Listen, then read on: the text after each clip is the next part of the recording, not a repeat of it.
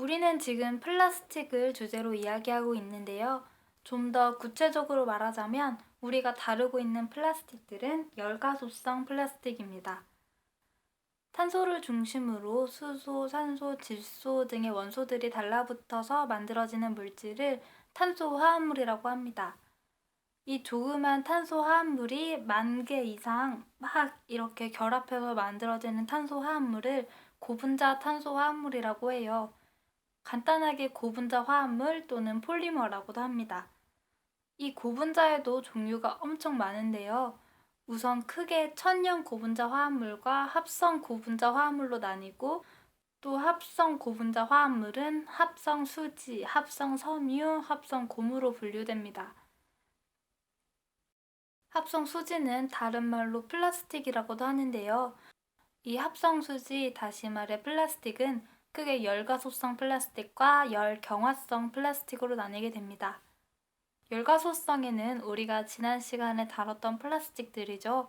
재활용 분리마크가 달려있는 PP, PE, PS, PVC 등이 속하는데요. 우리가 흔히 이거 플라스틱이다 라고 말하는 경우는 거의 열가소성 플라스틱에 해당합니다. 열가소성에 포함되는 폴리에틸렌, 폴리스티렌, 폴리프로필렌 등의 고분자는 원래 탄소화합물 이름 앞에 폴리를 붙인 결과물이에요. 이 폴리를 붙이기 전의 모습을 관찰해보면 플라스틱이 종류별로 어떤 특징을 갖는 건지 알 수 있습니다. 원유의 분별 증류로 분리해낸 나프타를 열분해하면 석유화학공업의 기초가 되는 원료인 에틸렌과 프로필렌 등을 얻을 수 있다는 것, 또 이 에틸렌과 프로필렌 등이 중화 과정을 거쳐서 폴리에틸렌, 폴리프로필렌 등이 플라스틱이 된다는 거 지난 시간에 살짝만 말했어요. 이제부터는 어떻게 이게 돌아가는 건지 조금 더 들어가 볼게요. 먼저 폴리에틸렌입니다. 폴리에틸렌이 고분자가 되기 전에는 에틸렌이었어요. 에틸렌의 분자식은 C2H4인데요. 왜 하필이면 C2H4여야 할까요? 에틸렌을 영어로 쓰면 ETHYLENE입니다. 무슨 ENE로 끝나는 탄소 화합물은 탄소끼리 이중결합을 한다는 아주 중요한 특징이 있어요. 탄소끼리 붙을 때 팔이 2개가 뻗어나간다는 뜻이에요. 원래 탄소는 원자과 전자가 4개이기 때문에 양옆 위아래로 팔을 4개까지 뻗어서 주변에 다른 원소들과 붙을 수 있어요. 탄소와 탄소가 팔 하나로 이어지면 단일결합, 2개로 이어지면 이중결합, 또 3개로 이어지면 삼중결합이라고 하는데요. 에틸렌은 이중결합으로 만들어지는 물질이기 때문에 탄소가 옆에 있는 탄소와 붙기 위해서 팔을 2개를 이렇게 딱 뻗습니다. 팔 2개를 써버리면 각각 남은 자리에 뻗을 수 있는 팔이 2개가 남아요. 이 2개의 팔은 각자 수소를 끌어당기는데요. 오른쪽도 마찬가지로 수소를 끌어당겨서 CH2와 CH2, 이 2개가 팔 2개로 이어진 모양이 됩니다. 분자식으로는 이 2개를 합쳐서 C2H4가 되는 거예요. C2H4 에틸렌이 고분자가 되기 위해선 에틸렌 분자 10,000개 이상이 겹쳐져야 되잖아요. 그러니까 결합해야 되잖아요. 이 결합 과정을 화학에서는 중합이라고 해요. 에틸렌 분자들은 탄소와 탄소 사이의 이중결합을 깨고 탄소 사이에 팔 하나만 남긴 채 팔 하나가 또 다른 탄소를 이어요.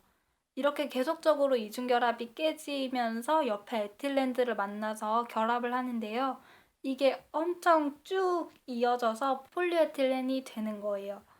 폴리에틸렌 분자 구조를 그릴 때 매번 이렇게 몇만 개가 넘는 에틸렌을 쭉 이어서 그릴 수가 없기 때문에 간단하게 에틸렌 분자에 대괄호를 치고 N개만큼의 에틸렌이 결합해서 폴리에틸렌이 되었다 이렇게 표시합니다. 근데 지난 시간에 마트에 갔을 땐 폴리에틸렌도 저밀도 폴리에틸렌이 있고 고밀도 폴리에틸렌이 있었죠. 에틸렌의 중합 방법에 따라서 분자 구조가 살짝 달라지는데 구조가 달라지면 성질이 달라지고 종류가 나뉘게 되는 거예요. 저밀도 폴리에틸렌을 중합할 때는 고밀도 폴리에틸렌에서보다 높은 압력과 높은 온도에서 중합시키게 돼요. 반면 고밀도 폴리에틸렌은 저밀도 폴리에틸렌보다 상대적으로 낮은 압력에서 좀 더 복잡한 과정으로 중합하는데요. 중합 결과 높은 압력으로 만들어진 폴리에틸렌은 분자가 규칙적으로 배열되지 않아서 부드럽고 또 가볍고 유연합니다. 짜장면 배달시킬 때요. 배달된 짜장면과 짬뽕을 깔 때 보면 그릇에 랩이 씌워져 있잖아요. 이 랩이 대부분 저밀도 폴리에틸렌이에요. 반대로 고밀도 폴리에틸렌은 충격에 강하고 단단해서 음료수 병뚜껑이나 플라스틱 용기에 주로 쓰고 있습니다. 폴리에틸렌을 이해하면 그 다음부터는 정말 쉬워져요. 폴리프로필렌을 볼까요? 프로필렌은 에틸렌 분자 구조의 탄소에 CH3가 달라붙어 있다는 점만 에틸렌과 다릅니다. 그래서 영문 이름 역시 EN으로 끝나기 때문에 프로필렌을 에틸렌계 탄화수소라고도 하는데요. 프로필렌을 중합하면 마찬가지로 이중결합이 끊어지고 또 다른 프로필렌의 탄소 원자와 결합해서 쭉 늘어지게 되고요. 결과적으로 폴리프로필렌이 탄생합니다.